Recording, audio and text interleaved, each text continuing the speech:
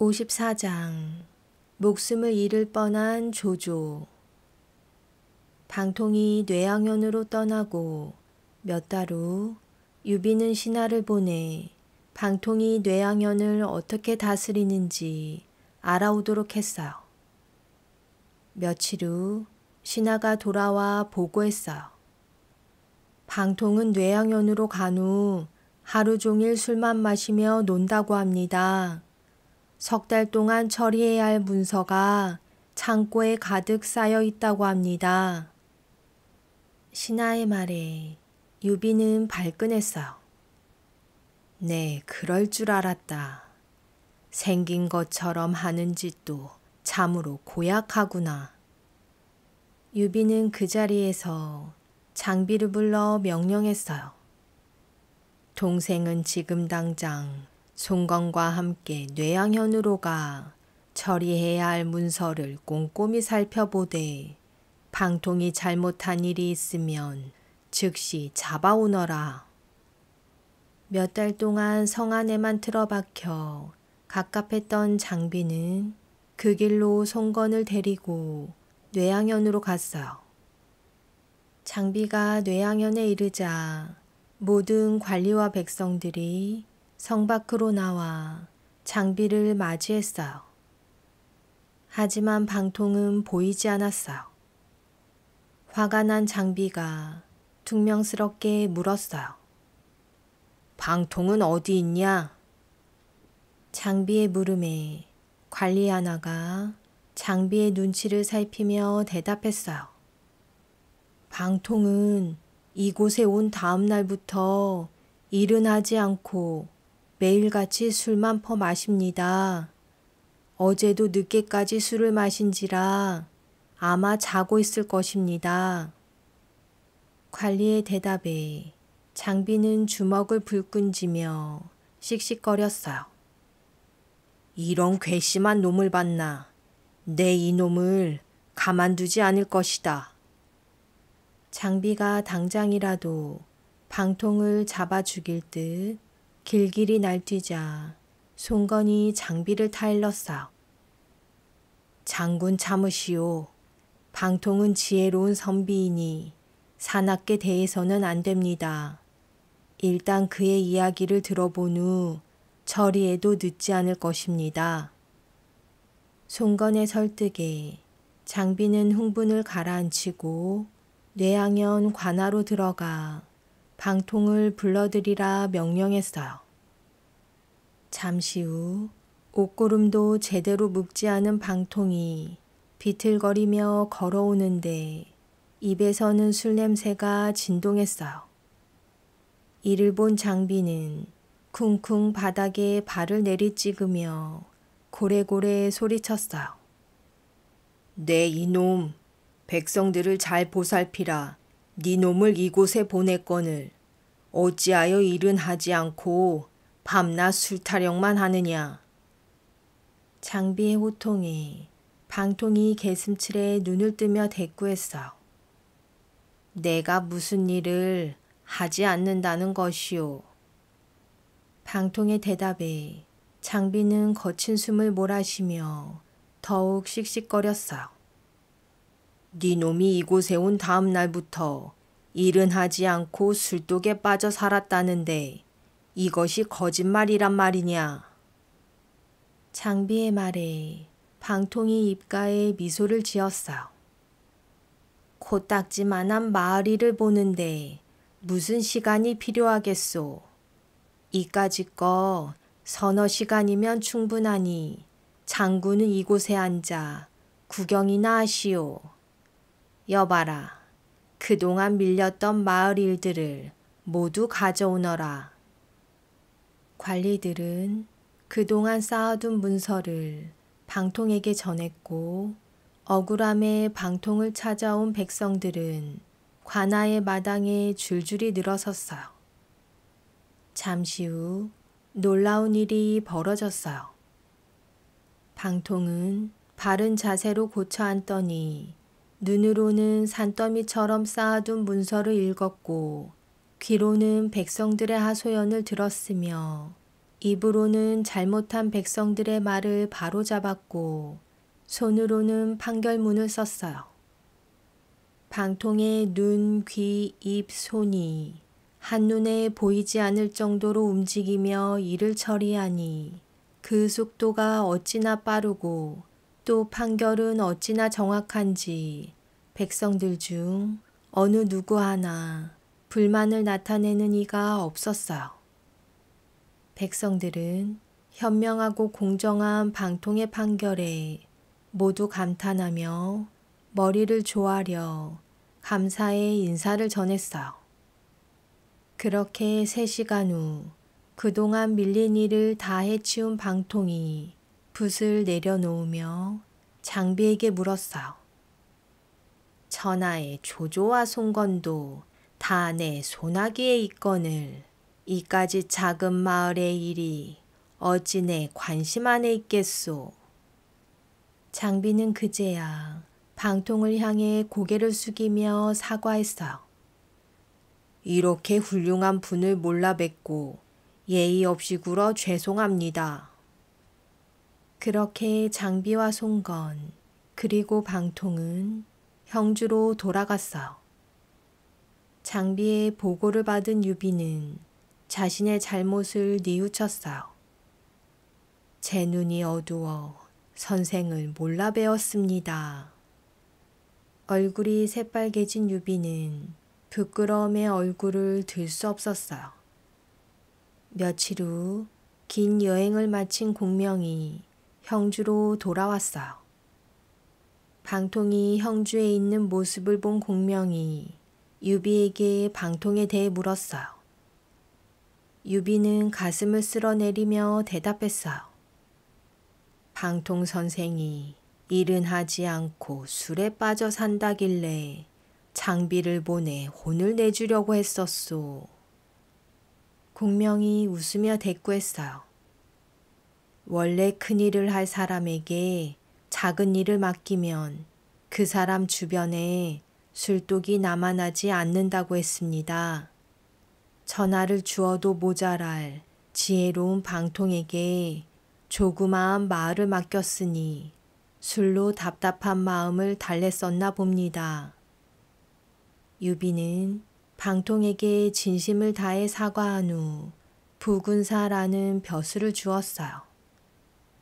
부군사는 제갈공명 다음으로 높은 자리였어요. 이렇게 하여 복룡과 봉추를 모두 얻게 된 유비는 형주를 기반으로 삼아 군사를 모으고 말과 식량을 사들이며 천하 통일을 위한 준비를 하기 시작했어요. 한편 적벽 싸움에서 패한 후 남쪽으로는 눈길도 돌리지 않던 조조에게 형주의 소식이 전해졌어요. 조조의 책략가 순유가 입을 열었어요. 유비가 방통을 부군사로 임명한 후 군사를 모집하고 말과 식량을 사들이고 있다고 합니다.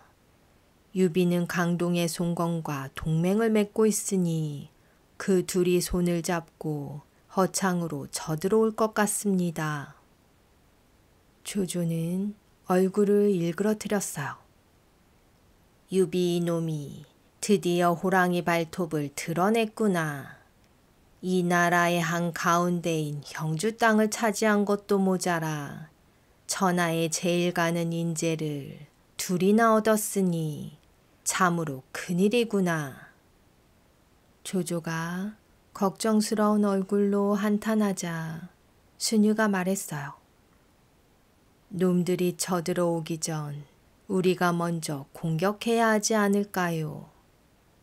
순유의 말에 조조는 고개를 가로저으며 대꾸했어요. 아니다. 우리가 남쪽을 치러 허창을 비운 사이 북쪽의 마등이 쳐들어올 수 있다.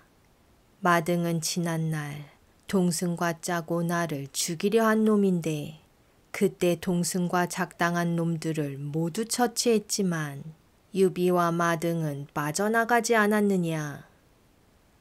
마등은 키가 200cm가 넘고 힘이 센 장수였지만 착한 마음씨를 가지고 있어 많은 사람들이 마등을 존경하고 따랐어요. 마등의 아들 마초, 마휴, 마철 역시 하나같이 마등에 버금가는 뛰어난 장수였으며 조카인 마대 또한 용감한 장수였어요. 마등의 주위에 사납고 힘이 세며 용맹한 장수들이 우글거리니 조조는 그 점이 걱정스러웠어요.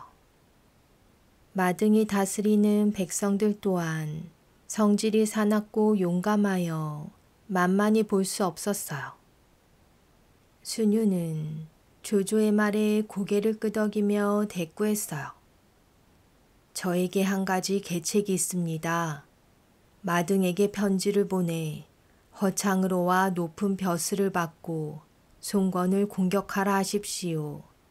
편지를 받고 마등이 허창에 오면 마등을 죽인 후 남쪽을 공격하면 아무 문제 없을 것입니다.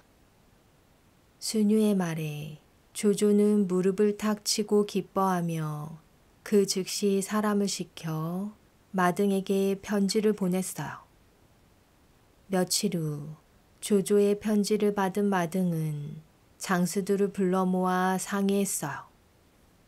나는 오래전 유비 장군과 함께 조조를 죽이기로 맹세하였으나 그 맹세를 지키지 못해 늘 마음에 걸렸다.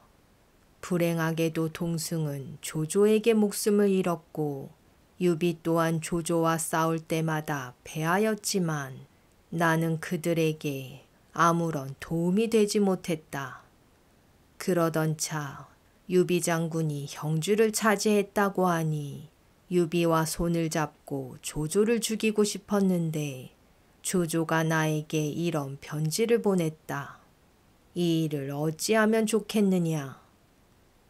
마등의 물음에 마등의 큰아들 마초가 먼저 입을 열었어요.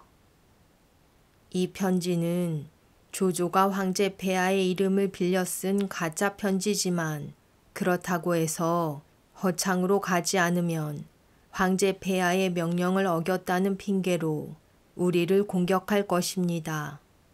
차라리 이번 기회에 허창으로 들어가 조조를 죽일 방법을 찾아보는 것이 어떻겠습니까?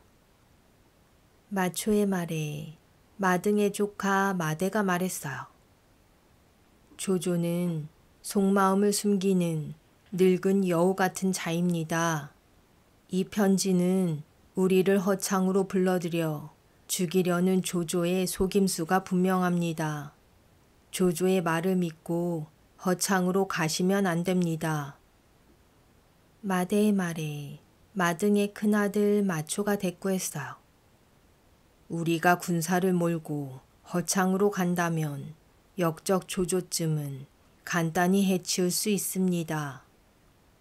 이들의 말을 잠자코 듣고 있던 마등이 무언가 결심한 듯 주먹을 불끈 쥐고 말했어요. 나는 마유, 마철, 마대와 함께 조조를 죽이러 허창으로 갈 것이다. 마초는 이곳에 남아 서량 땅을 지켜라. 네가 버티고 있는 한 조조도 나를 해치지 못할 것이다.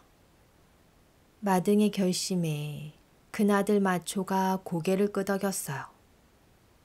알겠습니다. 하지만 허창에 도착하시거든 성 밖에서 상황을 잘 살펴보신 후 성 안으로 들어가시길 바랍니다.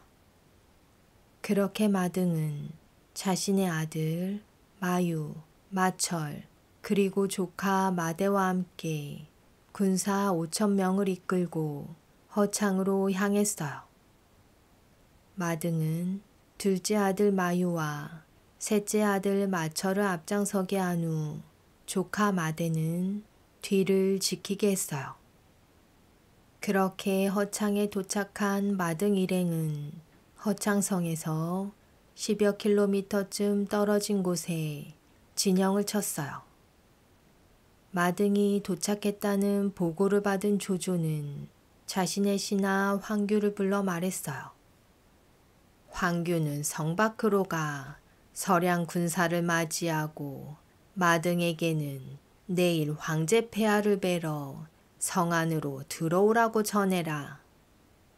조조의 명령에 황규가 마등을 맞이하러 가자 마등은 술상을 차려 황규를 대접했어요. 그렇게 두 사람 사이에 여러 차례 술잔이 오고 갔을 때예요. 황규가 문득 짧은 한숨을 내쉬더니 가라앉은 목소리로 입을 열었어요. 나의 아버지는 이각과 곽사의 싸움 때 세상을 떠나시어 항상 내 마음속에 아픔으로 남아있소.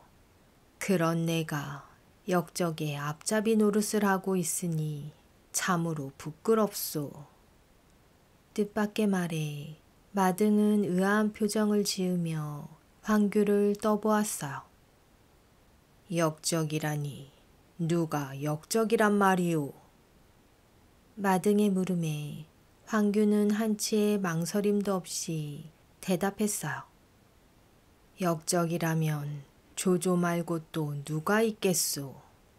그대는 어찌하여 그것을 질문이라고 한단 말이오? 마등은 황규가 자신의 속마음을 떠본다 생각하고는 시치미를 뗐어요. 그대의 말을 누가 들을까 무섭소이다. 마등의 대답에 가슴이 답답했던 황규는 두 눈에 눈물을 흘리며 마등을 꾸짖기 시작했어요.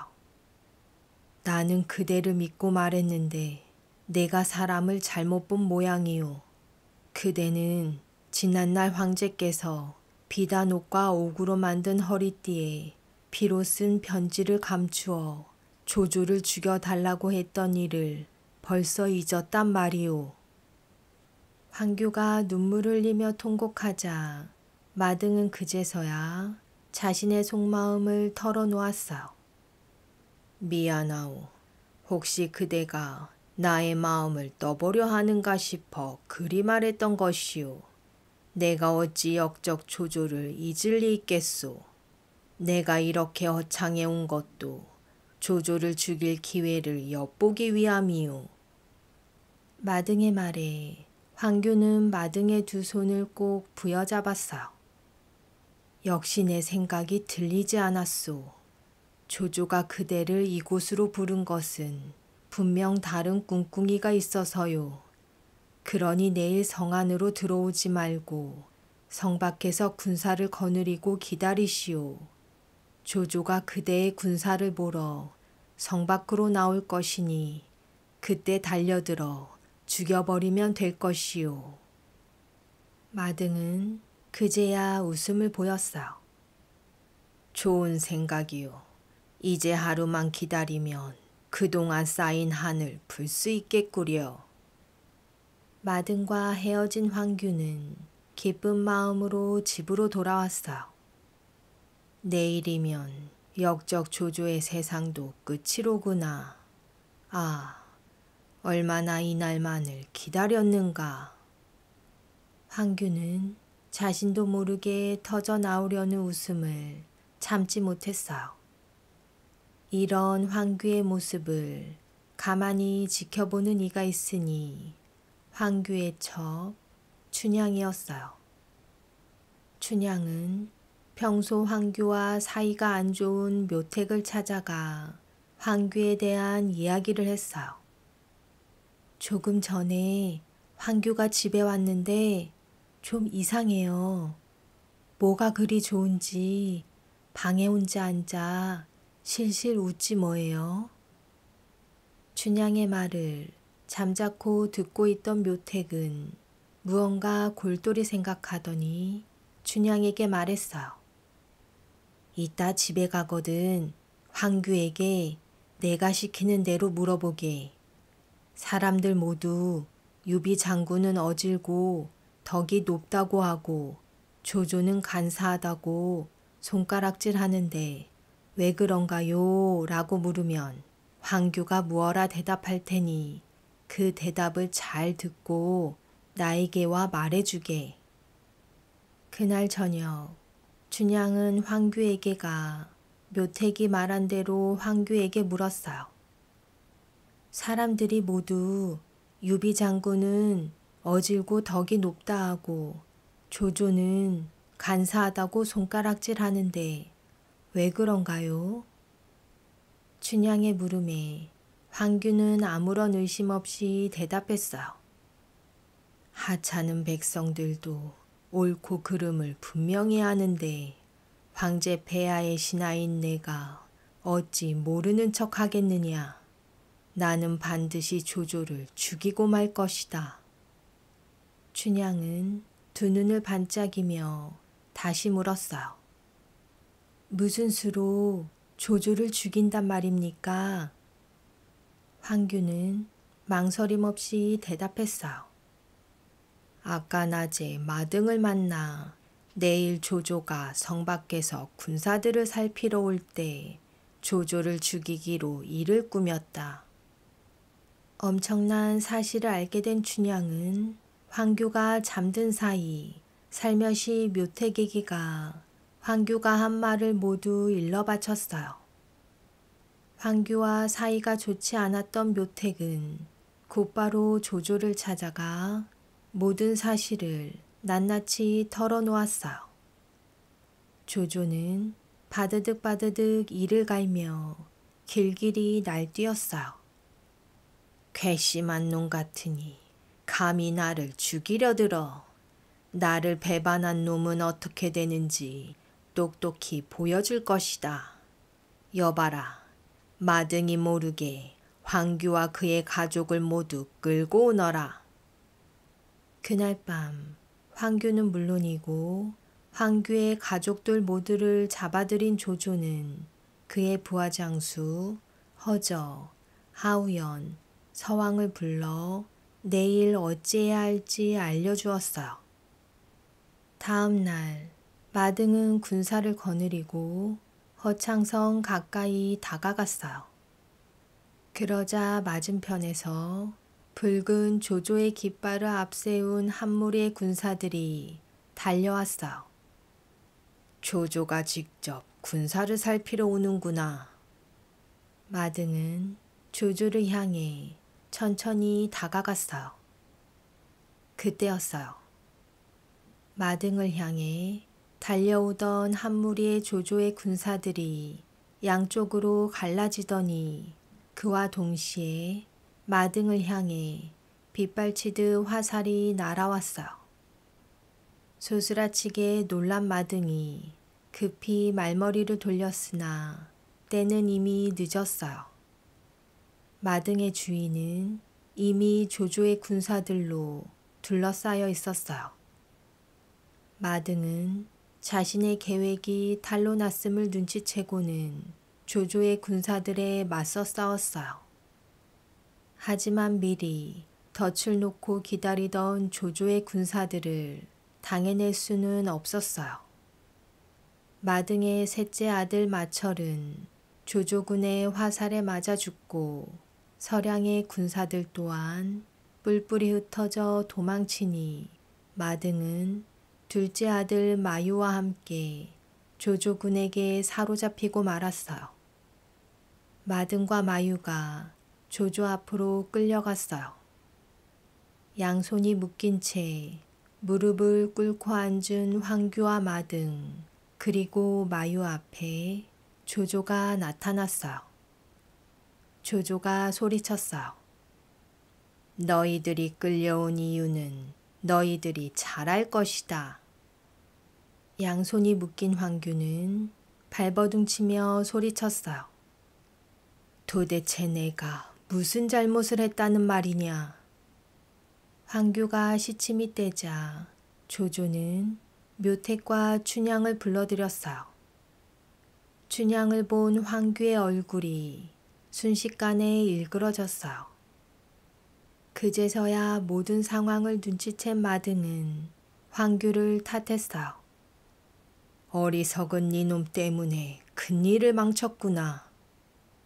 조조는 마등, 마철, 그리고 황규의 목을 베었어요.